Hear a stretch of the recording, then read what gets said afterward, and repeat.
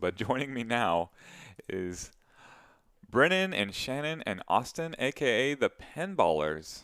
The show is yours. Welcome. What's up, y'all? Thank Austin, how you. you been? Doing well, and you? Yeah, same old stuff. I got to run up to Replay Richardson this weekend and grab a bunch of food and some punch and all the essentials. So that was good. How is that punch? It went pretty quick.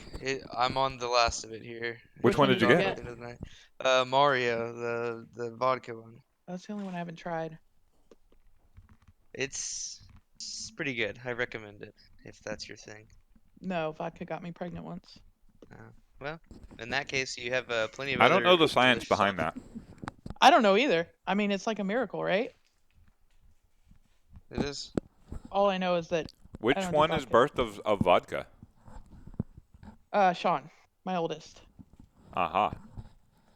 My Yeah, Apparently youngest it's was really for vodka, a close. very good whiskey, football player. so he's smarter. So Yeah. I'm thinking vodka is for strength and whiskey is for brains. That's just basic science. Yeah. Well, what'd you do this weekend? I went to Free Play Richardson this weekend. Hell yeah. Yeah, and I went to my new house a couple times. Oh yeah, tell me about that. I saw a little bit of that on Facebook. So what's the deal? So I got a house in Farmersville. It's a brand new home. Nobody's ever lived in it. Which state is that in? Louisiana. Mm. So it's a nice house, really nice house.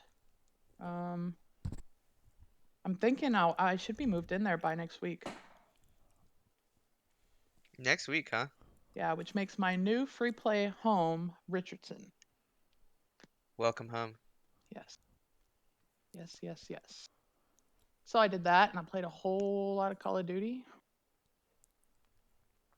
You Sounds didn't like a just pretty good weekend. lose your entire life to Streets of Rage 4 like I did? Oh man, I have a blister on my thumb. You were good at Uh, that. You and Cloud are the two best I've played with Streets of Rage 4 so far. Yeah, somebody and explain that to me. I watched a little bit of I've that. What's gotten the a deal with lot that better. game? So I was playing yesterday, I guess, and I was like, man, all this up close shit is hard. I need a gun. I need some weapons. And then I was like, oh, well, you can throw everything. Mm-hmm. And then, oh, you can throw it and then catch it and then throw it again. Badass. So then it was like game over from there. That's a game changer. Mm-hmm. And especially those butcher knives. Those things kill instantly most people, Did you say and they go through everybody. Did you say you needed an explanation of what it is, Brennan? Yeah, what's going on with that? I Yeah, saw it's people Streets of playing it. Rage 4. Streets of Rage was a beat 'em up released on the Sega Genesis back in the day. They just released after I want to say it's been like 15 years since they released an old one. Maybe it's been longer than that. It may have been 22 years. Who knows? A long time.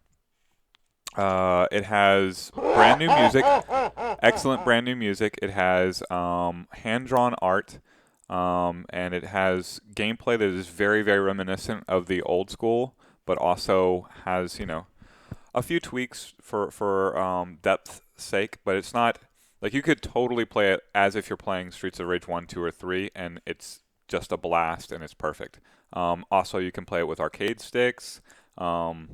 With three buttons. Like it's a real old school throwback arcade style beat 'em up brawler, but it represents the best of the series of the genre. Like Streets of Rage was always the best of the genre. Final Fight is sort of the one that people think of because it popularized the genre, or at least it helped to. Also, Ninja Turtles, X Men, that's in that same Right. genre. But Streets of Rage had each character had like 80 something moves and it's all with or it's with three buttons, so it's just not that complicated. It's not Right. you're not doing Hadouken motions. You don't need to do forward, neutral, down, down, forward. Double Dragon, the first beat 'em up, the first really popular beat 'em up. General's correct. But anyway, this one came out last week and it is phenomenal. And in fact, Oh, last week. Wow.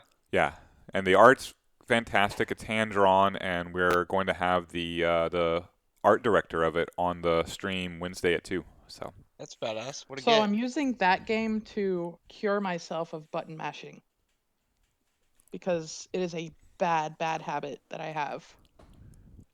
It's So like that's what I've been double working on with flipping. it. Yeah. Gotta wean yourself off of it. Austin, how is I saw that you posted your creature, the one that we just had showcase. Looking for a trade or a sale or something. How's that going? Yeah, so I've got a couple of offers already up. Kind of targeting just to change the lineup more than Sure. anything. So, I put a couple out there that I was targeting. Metallica, Deadpool, JJP, Pirates of the Caribbean, and our Caribbean, depending on tomato tomato, right? So yeah, I've It's already had a couple of offers pecan. from local people, and it's right now looking at a possible Star Wars Premium. Looks really nice, and then also was offered up the Alice Cooper pin. So yeah, I thought you Have might you like that. have you played much, Alice Cooper? I haven't, Tracy and I were talking about it. We want to consider both trades, and so we'd like to go play it a little bit more. I think that Tracy and I each had the opportunity to play one, maybe two games. I honestly think it may have just been one each at TPS. We didn't have the benefit of having like the after hours privilege, so the line was so long every time we went over there. So we got to check it out and enjoy it a bit. We watched Bo and Kearns, basically go wizard mode on it right after Chris Right. beat his high score. I mean, we definitely have a little bit of exposure, but you know how it is. You want to understand how it shoots and all that good stuff. So I really would like to go over and play that one before I commit. Although I know if Chris had his druthers, there would be no question that would be the game to get, right, Chris? You're not wrong, actually. I do like that game quite a bit. It's a good game, yeah. It's hard. It's a shooter, but I like it's a shooters, lot of man. I fun. mean, shooters are my weakness. If you like shooters, that's got some great and really, really tough shots. What do you I mean have a by lot of fun with that game. what do you mean by shooter? Talk about Good, shooter. good flow tables that are really in the vein of if you like to play it fast. And I know Brennan. I mean, correct me if I'm wrong. You typically like to play games fast.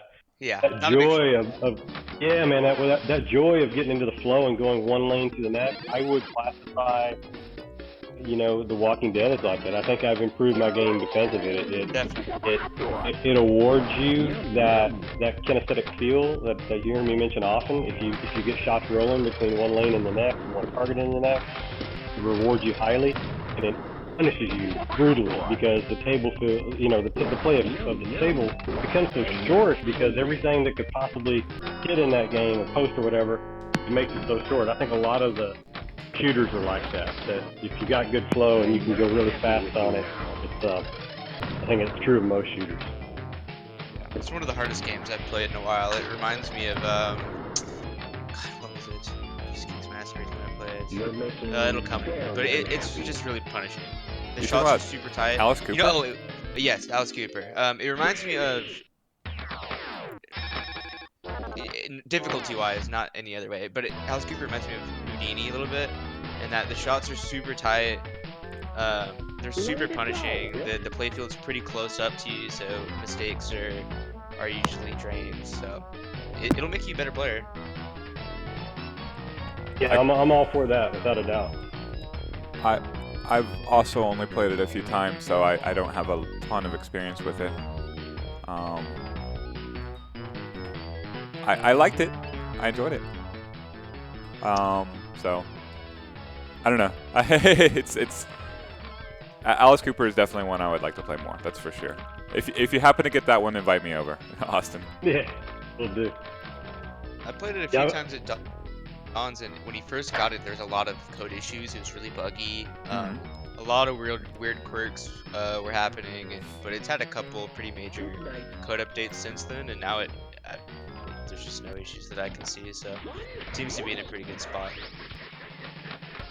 Yeah, I think finishing the $1 billion babies wizard mode is still something they had in kind of a buggy phase of code when it was a TPS, and so Yeah. I would imagine they polished that up quite a bit after finishing that up. Yeah, it's got a couple of modes added and stuff like that, so they're still actively, updating and stuff, which is nice. Shannon, did you ever play that game?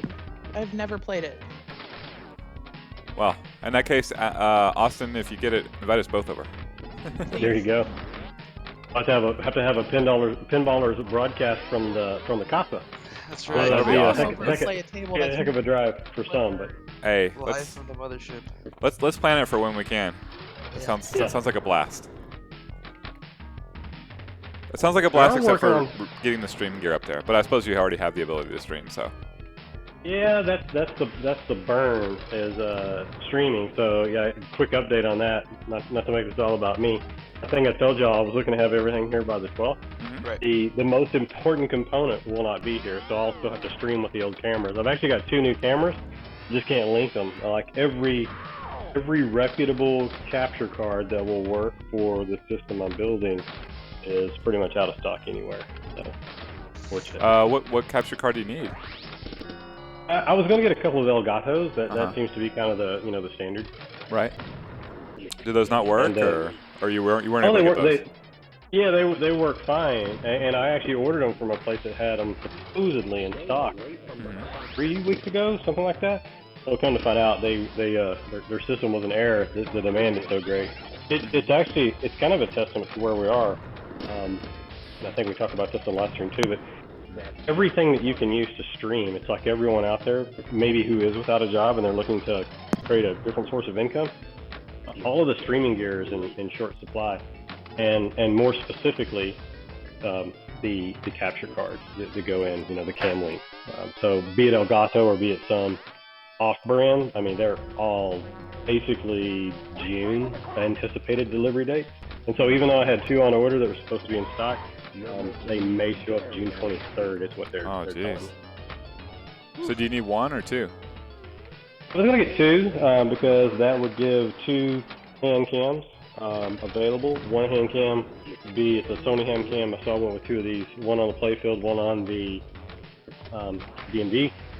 And then I was also going to possibly, I'm still looking at camera options for the face, like if you want to actually stream the person playing. Third camera would ultimately go probably on the person who's playing. I didn't want to really and truly throw out that much money to get 3 high-end camera setups along with that, because it's no small change according to what most people consider it. But yeah, it's an exercise. Like I said, I've learned a lot in the process. I guess that's the good of it. Sounds like a fun hobby, if nothing else. It's a Yeah. blow up. It's a blow up.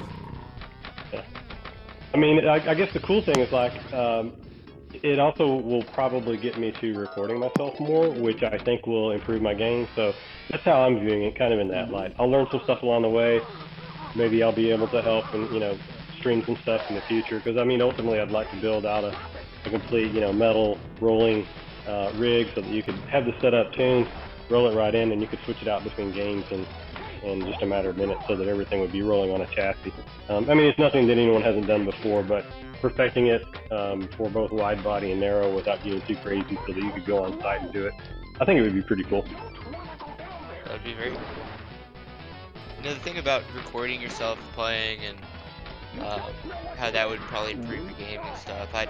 This is super cheesy and goofy, but sometimes if it's a game that I know really well, and I know the rule set super well, and I know what every shot does, and the order thing is going to be done in, and stuff, sometimes I catch myself almost pretending that I am being recorded and going through the steps, to almost, because I have such a tendency to almost zone out and just like drool myself and shoot the flash and stuff, and just kind of zone out and just play. But when I'm actually trying to improve, sometimes I sort of pretend like, all right, if I'm going to make a tutorial, here's what I would do, and I try to follow that order. And it helps me personally, because I just have a tendency to just flip out and just shoot around. I think it's a good approach. I mean, honestly, that's the vein I'm looking at it through is like, okay, well, I'll probably learn some stuff about streaming. Sure, is that ever going to be a big piece of my life? Maybe not, right? But just the thought of being able to record yourself all the time, and I actually wanted to do that anyways for some other games that I'm fairly decent at and kind of want to go in and polish to the point of near perfection, if you will. And so it'll give me the impetus for that, because I've had the ability to record several games. Committing this much into the expense of it all will probably drive me towards that exercise a bit more. That's what I'm thinking. Well, for anything you want to stream for free play, let me know. Always excited to have you on the stream, Austin. Sounds good. I appreciate it. Yeah. So the table of the day is Funhouse. I need you guys to tell me about Funhouse because I am confused. Man, I mean, I don't want to just continue talking, but I got to just be honest with you here. This is probably one of my favorite tables. Of course, I'm always enthusiastic. I don't know, pinball is kind of like pizza to me. It's always good. Some's better than others, but I just love this table. I have always loved this table. I've probably played this table earlier on in my life, more so than any other table, even though, as I told you before, Chris, my first real interaction with pinball was probably Black Knight. I mean, this one probably had more time spent with it early on. Do you have So do you love it because of nostalgia, because you played it when you were younger, or do you love the game, the actual game, the gameplay? I like the gameplay. Yeah, I think, you know, there's always a bit of a nostalgia. You know, Black Knight, even though it has some nostalgia, kind of rubs me the wrong way too because of the way that it plays. I like the call-outs. I think the elements in it are fun. You know, you got the staircase on the left. You got some cool mixes with multi-balls. The whole goal of getting to midnight and going back around. I like the objectives.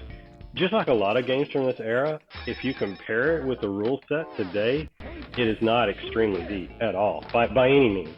However, it's got some really fun shots. It's an odd shot layout with the 3 flipper setup because you've got a couple of targets on the top that are both meaningful, and to me it maintains a level of interest. Even though I've played it throughout the years, still today I'll still seek it out if it's available and have a fun time playing it. And I think that's a pretty big statement towards any game. What is my objective here? Because I'm playing It's it. a midnight. Mhm. It's a midnight. So you can getting to midnight is what will ultimately give you the big money shot. So once you get to midnight, depending on what you triggered, you can hit Rudy's mouth for $1 million. You can hit the trap door for $2 million.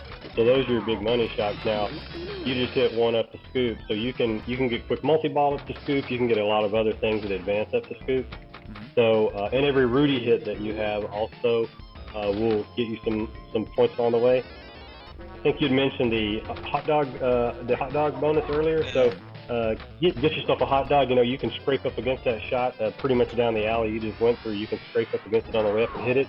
It's probably more of a distraction than anything, is how I would say. And a lot of people will either do what you're doing right now, which is a full plunge up the top, loop around, try to hit Rudy, or you can soft plunge it, go into the bumpers on the right, and really build up your multipliers.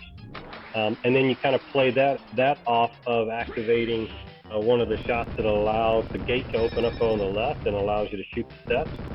And then shooting the steps, you can go right up there, launch certain features, and then go straight at Rudy again, either shooting him in the mouth and popping another point second out. But it's got a lot of elements that are basically all built around those very basic premises, and I still think it's hours of fun. Well, Not super. it does seem like complex to me. Like there's shots all over the place that are happening.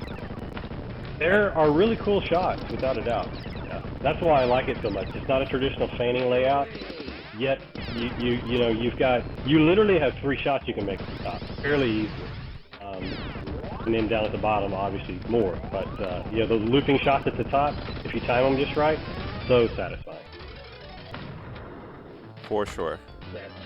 Shannon, have you ever played this game? I have, and I wasn't sure if I did until you guys brought up the midnight, because I remember specifically. Man, I can't remember exactly what he said. But yes, I've played it. It's just obviously not enough to remember it. Where was this table? Free Play Richardson. It's currently in Free Play Richardson, I believe. Yeah, it made a return but I would've played it a long right time before ago. they closed down, I think. Yeah. So hopefully we'll get to play it again soon in person. That's one thing that I do here. And Austin, have you ever owned a funhouse or anything like that? I never have. If I had the opportunity to get one and that had been restored and in mint shape, I think Tracy would force me to buy it, and I wouldn't argue a lick. I think we both have a lot of fun with it every time we play it. I mean, not to put a play on words, but we've always enjoyed this thing. That's the one thing that I've heard about it from different people is that Rudy is a bit of a nightmare to fix if he breaks, and he breaks a lot just because you're mashing him in the face constantly as the goal of the game. Oh yeah, Um, he's a bash toy without a doubt. Yep. yeah, so I don't know what that would look like. That's what I was wondering if you'd ever owned one and had to work on him, because that does look like that'd be a pain to try to get into and fix. I would say you bring up a good point. So here's what I would say for that. For anyone who ever wants to own a pinball, yes, you hear these war stories, and yes, like we heard from David, you can buy a brand new table from JJP. They find out that there's a light defect, and they make you buy a light kit, and it still costs you 20 hours worth of labor. If y'all remember when David Whitlock was on, Yes. that is a true statement.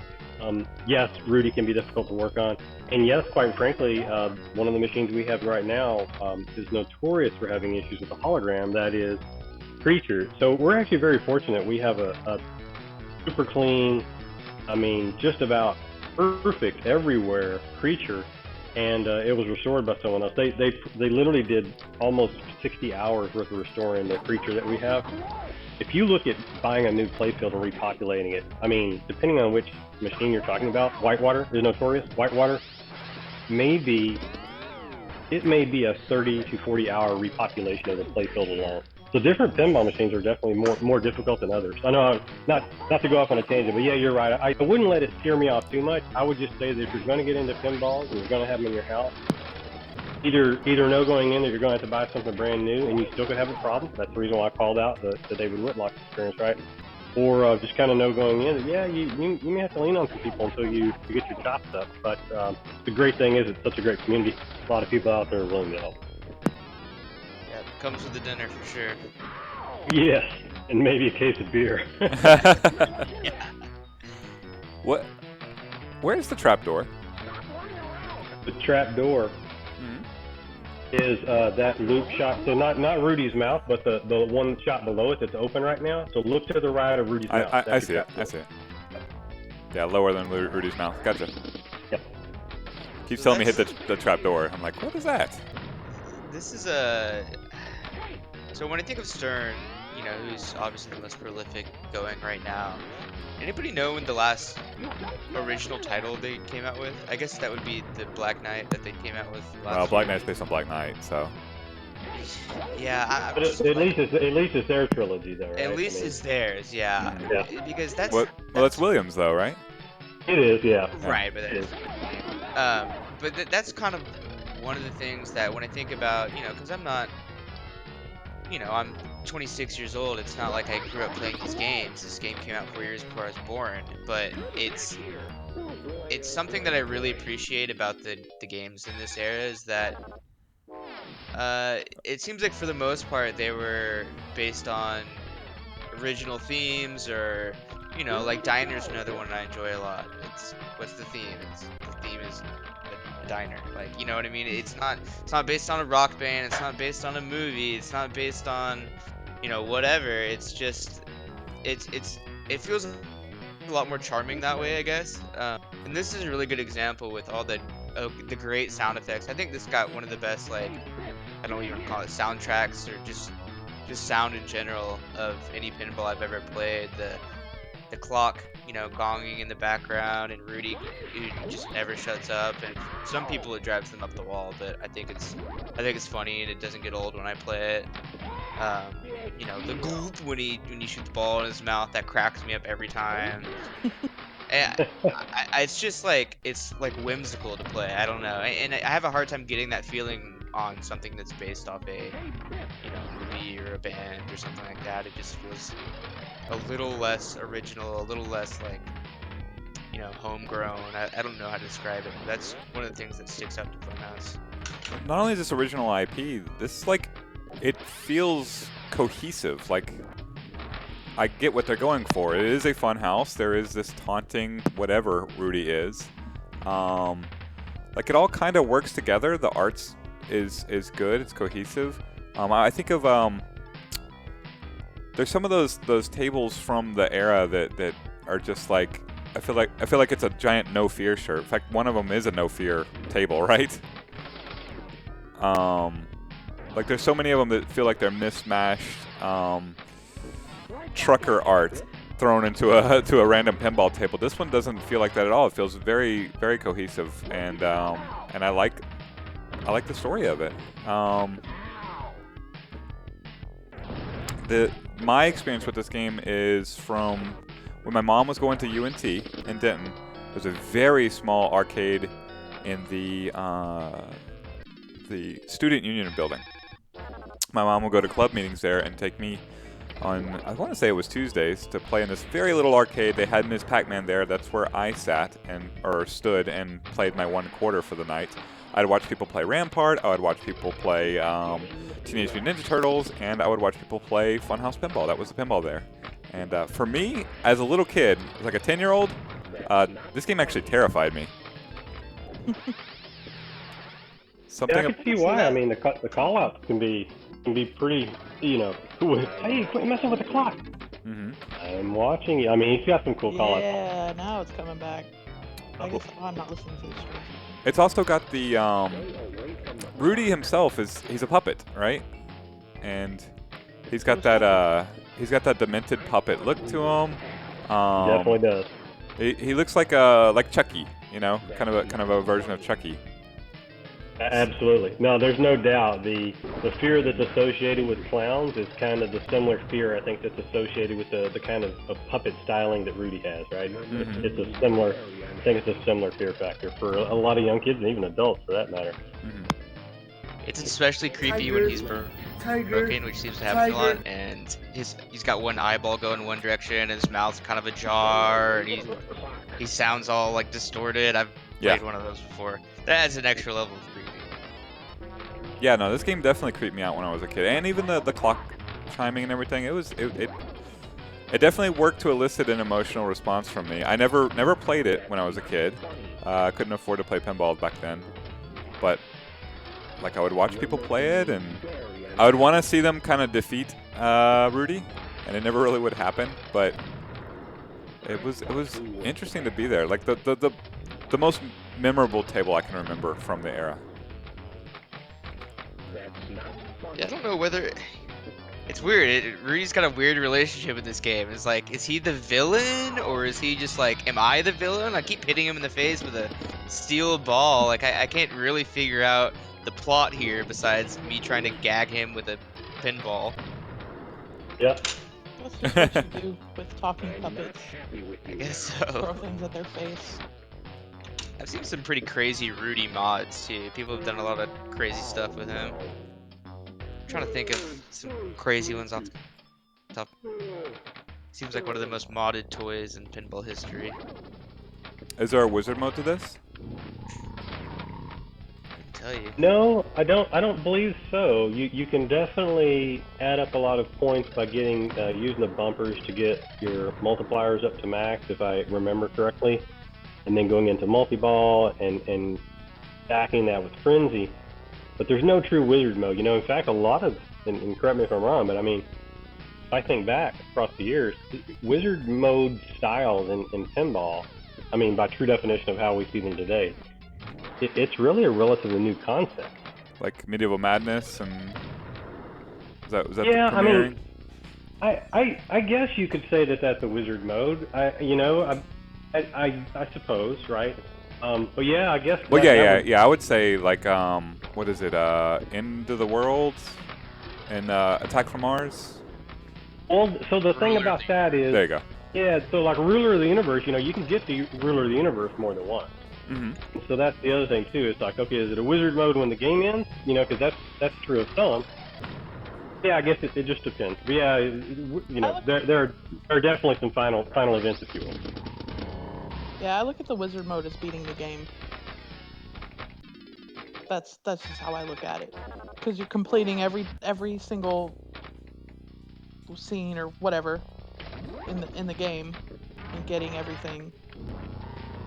So I know you can't technically beat pinball, but that's how I look at it. Well, there are some you can. Total Nuclear Annihilation, you can finish the game. Yep.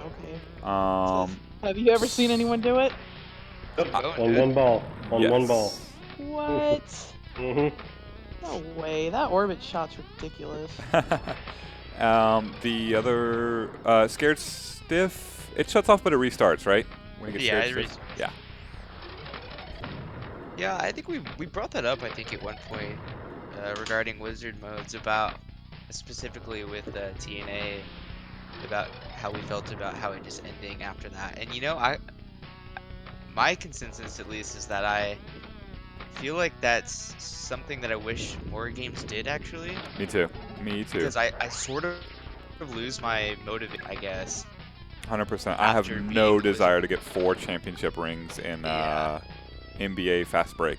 I usually just like let it go, and that, or I wish that it would drain, even though I can't force myself to do it. So I kind of wish more games would, number one, have a wizard mode. Not that that's an issue with modern games, but number two, would just be like, oh, there you go, you beat the, 'cause Right. you can still get higher scores while beating it. It's not like everyone's gonna finish with the same score, but Right. It just prevents it from being a true marathon table where you sit there for beat it forever. multiple times, right? I don't know. Austin, what do you feel about that? Do you feel like they should shut off, or because you play marathon games? I guess growing up in that era of marathon games, I guess for me, right, and I do get the perspective of non-marathon, right? Mm-hmm. But that was always the cool thing to me is you could take a quarter and you could play for hours on end. And I understand that some games are more boring than others, and marathoning them is not necessarily the most fun. Totally get that too. But I think that was the whole goal of it. You knew that the operator was trying to put the game in front of you that could be played no more than 2.5 minutes. That was their goal. So you were kind of getting over on them, I guess, is how I viewed that as well. That's how I still view it today. Games that can be beaten in 25 minutes. It's not to say that I don't enjoy them. In fact, there's several of them that I love. So it's not a binary decision by any means. Mm-hmm. I do kind of like the fact that, just to kind of play off of that concept, I've seen someone and became ruler of the universe twice on ball one. Holy cow! And to be able to do that's an incredible skill. So I think you should allow someone who has that skill to be able to demonstrate it. So I like the marathon aspect, and yet at the same time, I like the fact that in a tournament, if you're good enough to go through on TNA and drop the game dead on ball one because you finish it, and you just walk away, right? No one else even plays. I mean, what kind of statement is that? So, does it really end the game in their game as well? I don't know for a fact that it ends their game, but it certainly ends yours. I mean, what are they going to do? They pretty much got to hit all 9 reactors to beat you at that point. Well, I mean that. Cool.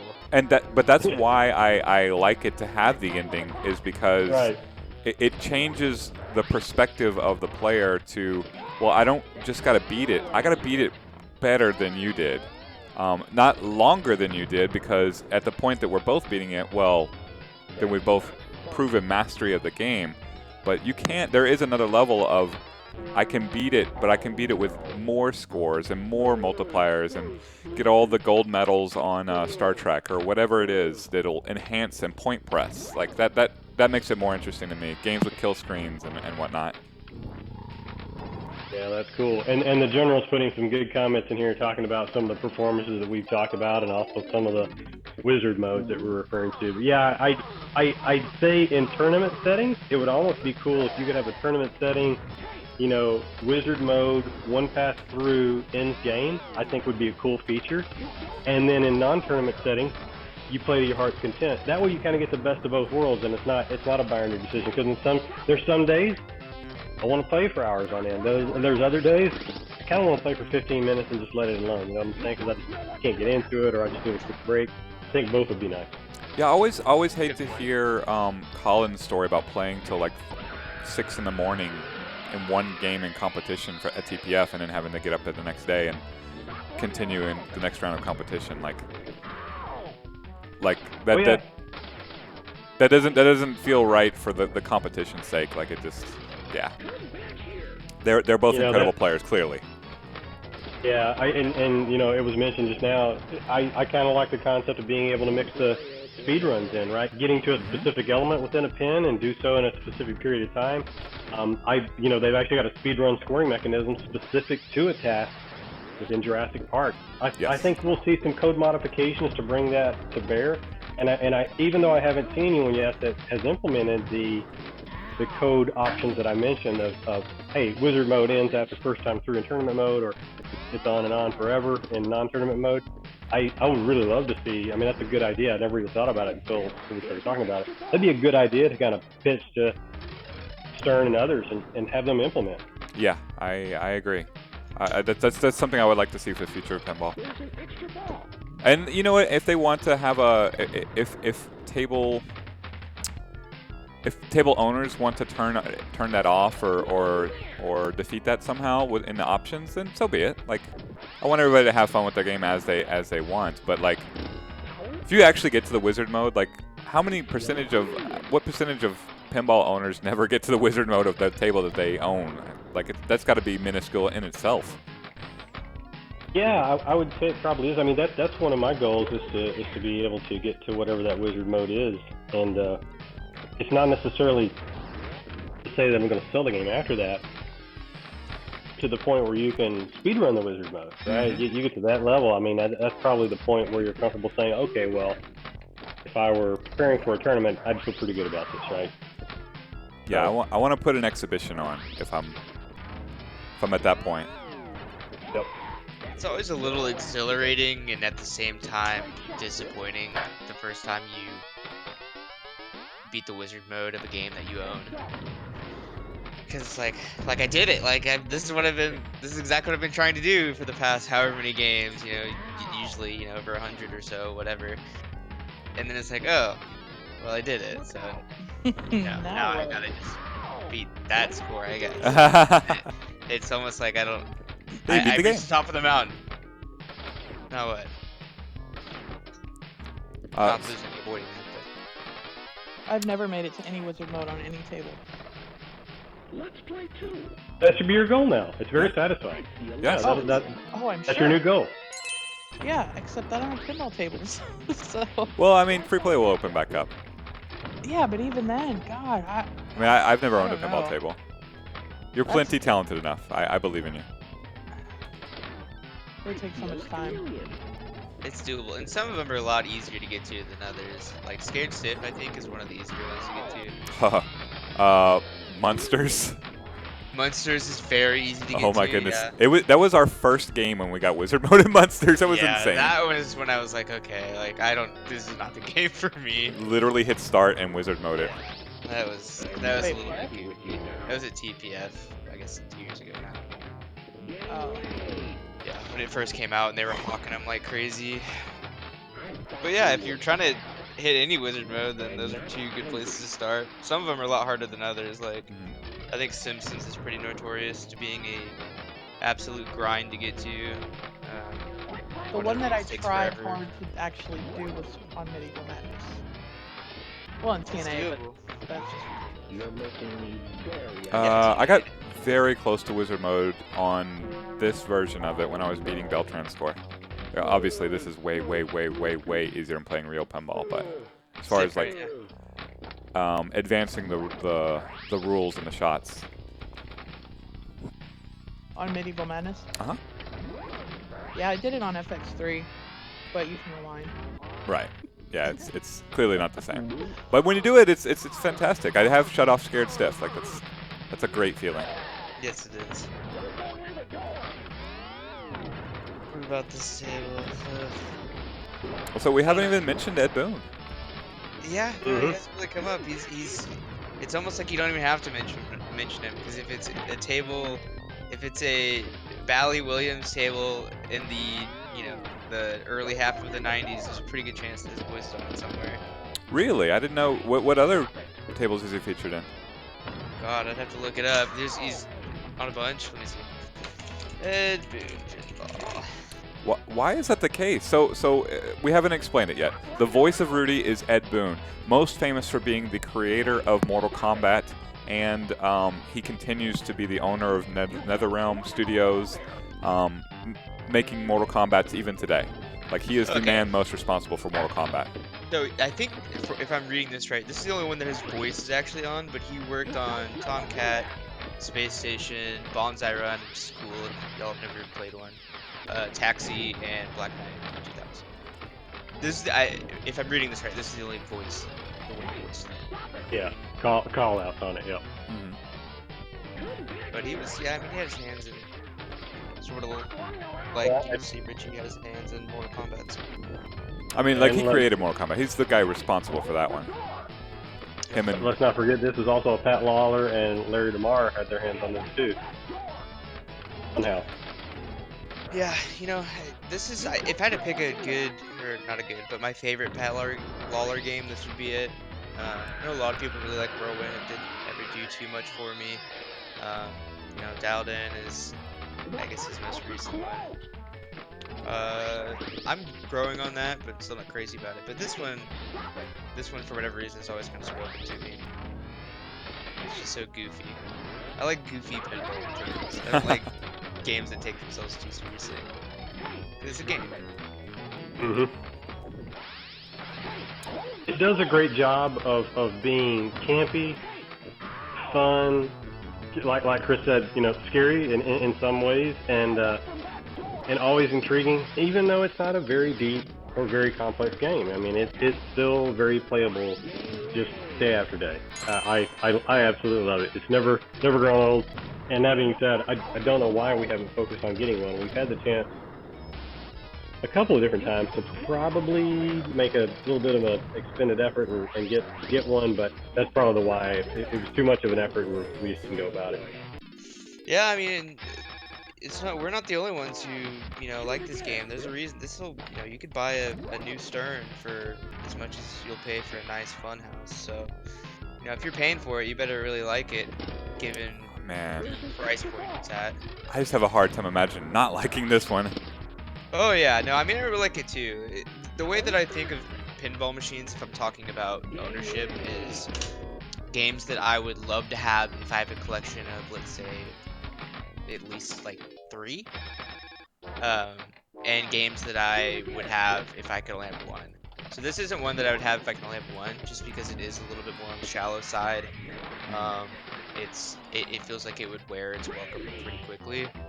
But Yep. if I had, you know, a couple other options to play and this, then it'd be a great compliment because it is so, you know, it's a classic and the callouts are great and it's goofy, it's family friendly, it's not too hard. Something you could just play, you know, not have to think too hard about it. So it falls into that category for me. Seems like an era-defining one too. Like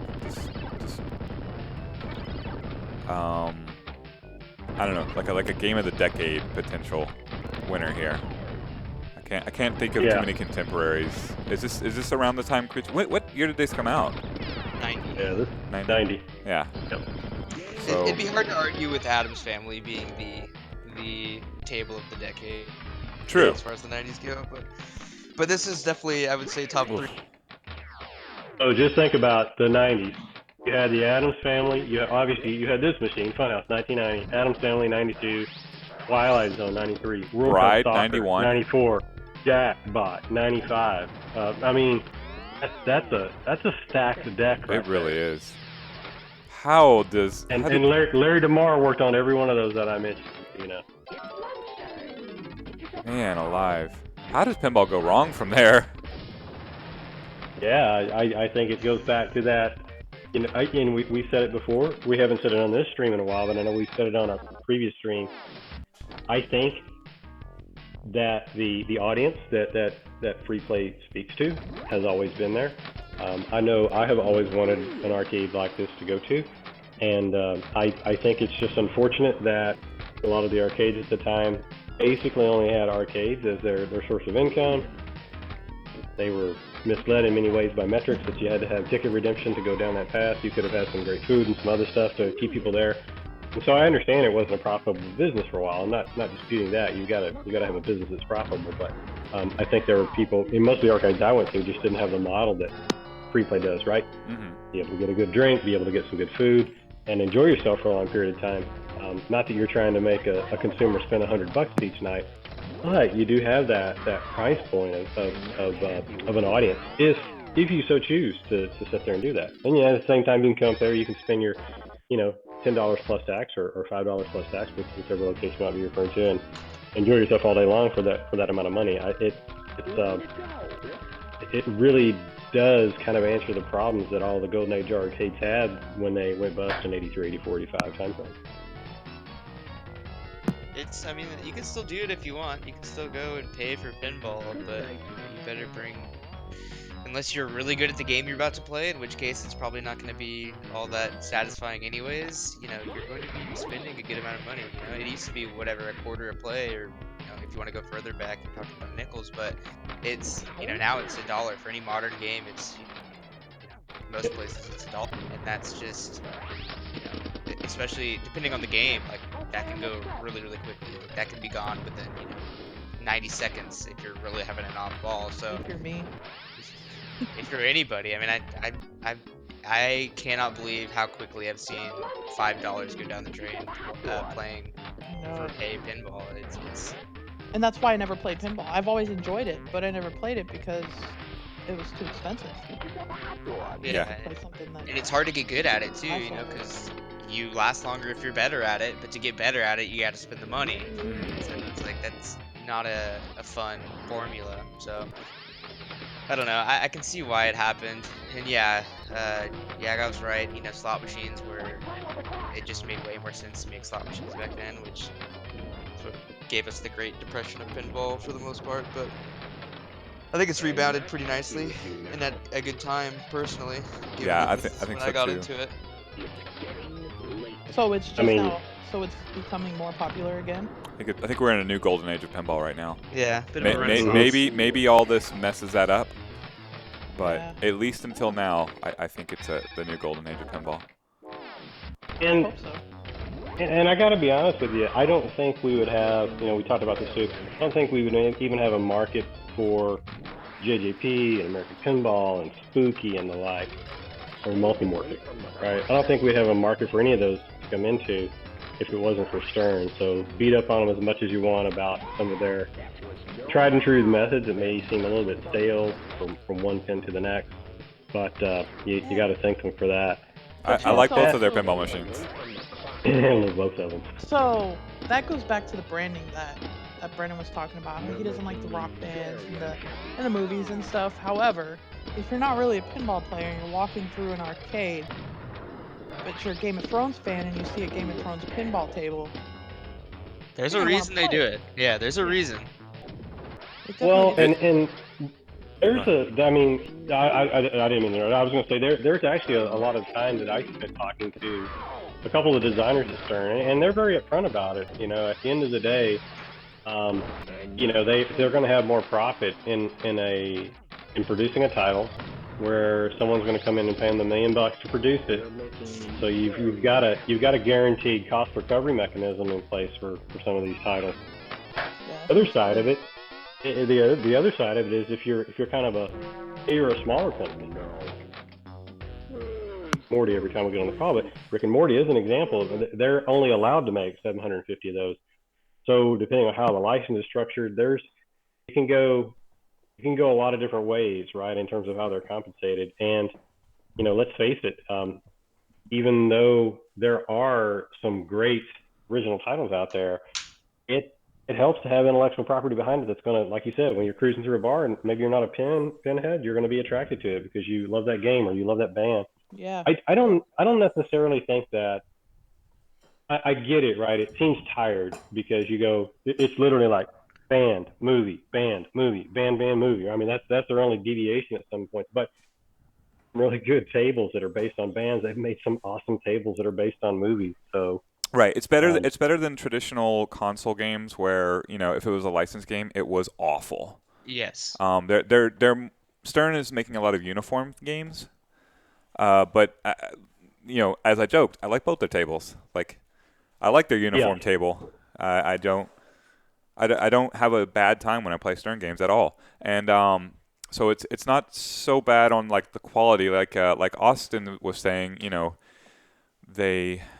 they may mitigate their costs by going with licenses, but they are making like good tables. At least I have fun with them.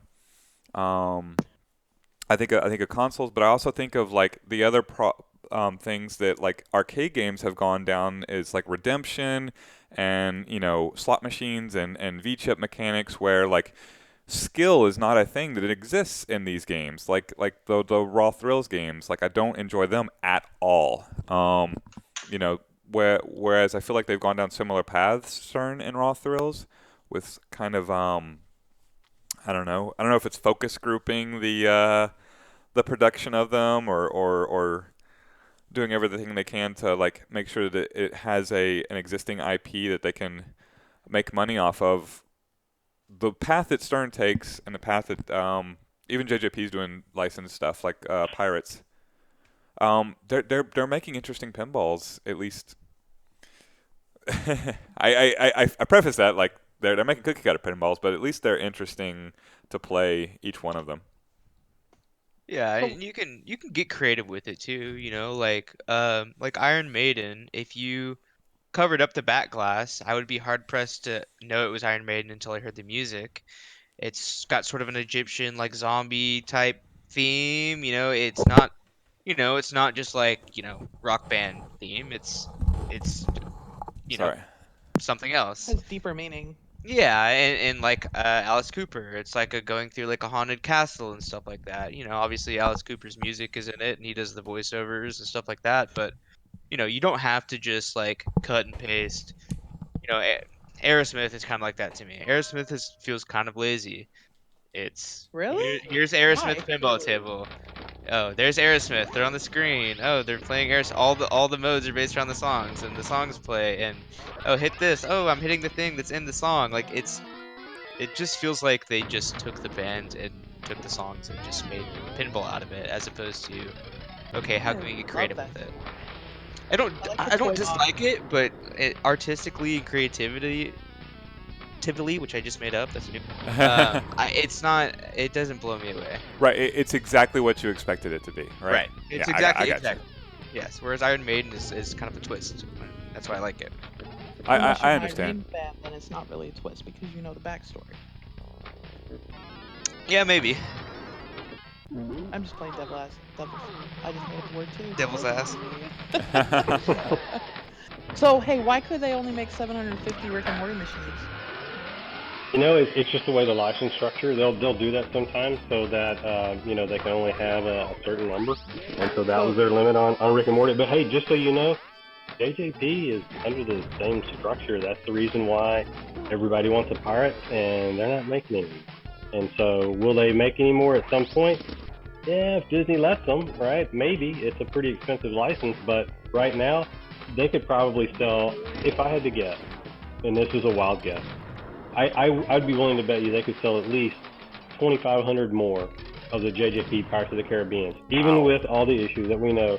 Like literally within the first month, if they had them available, and they simply do not have a license structure that will allow them to do so. I've called JJP. I called them up because I wanted to buy one, and had the opportunity to do one at TPF, but we kind of wanted to let them bake for a little bit, and we're kind of glad that we did, especially after the Good experience that some friends have had. Let me just say that, and they're notoriously questionable in terms of their reliability, but they're still one of the coolest games around. It's an abusive thing, right? But yeah, that's just the way the licenses are structured. It's game by game. It's more so with the titles that are produced by like Willy Wonka, right? Pirates of the Caribbean, paying a lot of money to the rights of those organizations that own them. Stern seems to be better at not having the limit to the game overall, the way they structure licensing. They'll just have a limit to the limited edition machine, right? The highest end trim line, to the number of pros and premiums, right? The low end and mid. And then they'll even come back and do vault releases, right? And then traditionally they won't do another limited edition version for vault. But like Star Wars, good lord, I don't know how many. There's a home use version. There's three different trim lines. Yeah. You got the Pro Premium and LE original trim lines. And they came out with a comic version that's available in both Pro and Premium, which represents the good and the bad. So, hey, I like that table, and I'm not. I think I mentioned this before too. Don't shoot me, anyone out there. I'm probably the only person in Texas never seen any of the Star Wars films. I love that game. I love that game for no other reason than I think it's a fun playing sim. Which one? Star Wars. Star Wars. Which one though? The Stern Star Wars? Yes, Star Gotcha. Wars. Yeah. I like it. It's just so complex that I still don't want to like. Two things I have with Star Wars, and I've mentioned them before. One is the complexity of the bonus shot, and how much the game relies on that, and then also I can't blow up the Death Star. That's what I want to do. Anytime I play Star Wars, I want to blow up the Death Star at the end. It used to be easier. They patched it to make it a little bit tougher. It used to be you could just pick R2D2, and you could just start like one mode, or you beat a quick mode, and then you can start it instantly, and boom, you're at above the Death Star. But Well, I mean, you have that Battle of Yavin, but I don't actually see it on the screen, like Star Wars Arcade. Yeah. Like, Yeah, I know what you're the game just stops down and just like boom, and it's one of the most gratifying experiences in all of arcade games is just blowing up the Death Star in Star Wars Arcade. It's so perfect. Yeah, I was right. That is the most. I'm surprised you didn't mention that. Is there's such an easy solution to the biggest problem that plagues Star Wars, which is it auto plunging right into the center of the Oh playfield. my goodness, yeah. So I that actually you can, I picked that in tournament on purpose because it's punishing. I mean, it is. I don't understand why they couldn't have just done it like every other table, where there's bumpers in the top right. Why not just have it go up there, hold the left flipper for a skill shot? I'm not really sure why they chose to do that. It's kind of silly how you can plunge it twice and never get a chance to flip, including ball save. I don't really understand that, but it's different. What do you think about the home editions? I'm not sure if y'all have seen that. I don't think there's any other ones besides Star Wars. But Austin was talking about all the bazillion different editions of that game that Stern's released. So they released a home edition for Star Wars. Which, do you know the price point on that, Austin? What is it, like I think five? I think it's still $4,000. Oh, four. Okay, Jeez. that's less than I thought. I thought it was at 5 for some reason. But yeah, so it's basically a slightly scaled down, stripped down to some extent version of the game, and you get a $1,000 discount basically.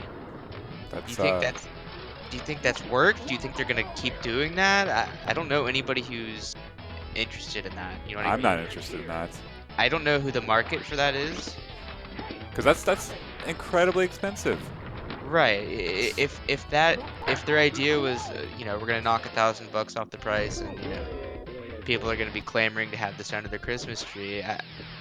I don't think that that's the case. So I'm not sure who their market is, because people who own pinball machines tend to be the more hardcore pinball players, and the hardcore pinball players don't want a scaled Who down. wants to spend $4,000 of a potential 5,000? You said like $1,000 off something that's You might as multiple well- $1,000 and be able to say afterwards like, yeah, but I have kind of like the gimpy version.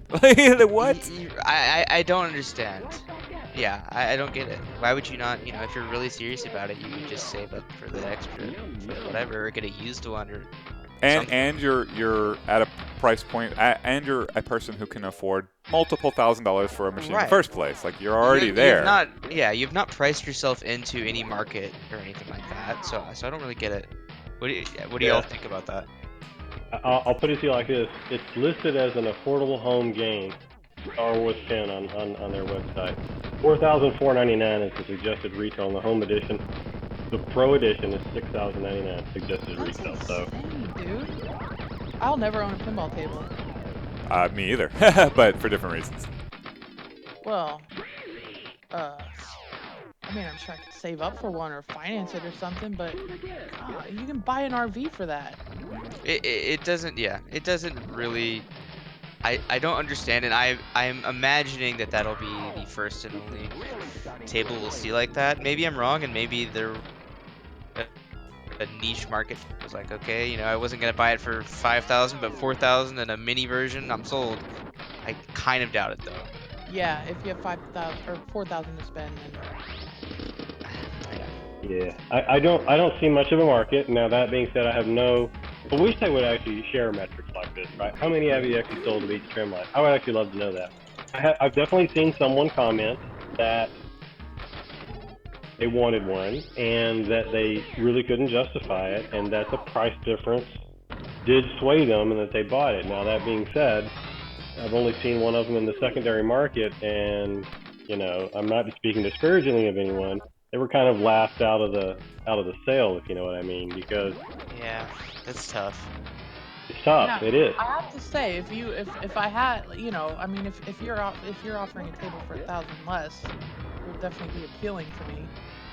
But again, I don't even have $4,000 spent on a pinball table, so I'm not even somebody that they care to appeal to. Can you even get a pinball table for under $1,000? Yeah, Sure. absolutely. You Yeah, can. you can It's get not. some pretty It's decent not. ones. Yeah. It's not gonna be like a crazy. It's gonna be like an old, EM probably, and it might need a little bit of work. But yeah, you can get it. Absolutely. Yeah, there's actually some really fun EMs. I mean, we haven't even ventured down that path. What's an And I know EM? that electromechanical. Back in the day, before they had the automatic scoring, and you actually had the ding, ding, ding, ding, ding, ding, ding Oh scoring God, no. mechanism. Yeah. Yeah. Yeah. Like I said, it's probably not gonna be one you're crazy about it, but yeah, you can get one for less than 1,000 for sure. Mm. I think I've maxed out what I can do in one sitting with Funhouse. You did a good job. Thank A you, thank you, valiant thank you. effort. What do you guys want to do next week? Austin, are you gonna be able to stream next week?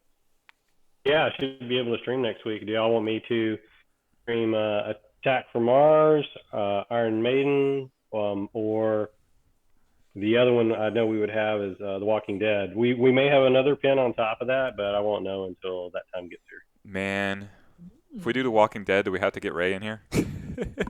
Can You we? probably won't rain here just because of the call outs. Yeah, yeah. Any of those sound good to me. So I guess we just talked about Iron Maiden, so I would prefer AFM or Yeah. Walking Dead, but doesn't matter to me. AFM has the alternate back glass. I've got some mods on The Walking Dead. The one mod that I don't have on the back that I want to get done is I want there's a mod for the back glass where red lights are put in to make their eyes light up red. That's cool. I don't have that one on yet. Nice. Yeah, so you'll get to see the alternate back glass on Attack from Mars. I'm down for Attack from Mars. I don't think that we've talked about that yet. Really? Sort of. Okay. I don't think we have, no. Sounds good to me. Shannon, you cool with that? Yep. I love that game. I do too. Who doesn't like that game? All right, I'll see you guys next week at 7 o'clock then. Works for Get me. in. Thanks again, Brennan, Shannon, and Austin, the Pinballers, for joining us. Thanks for everybody who tunes in. General, you're out there dropping the knowledge every time. Yep. Appreciate it. We're going to move on to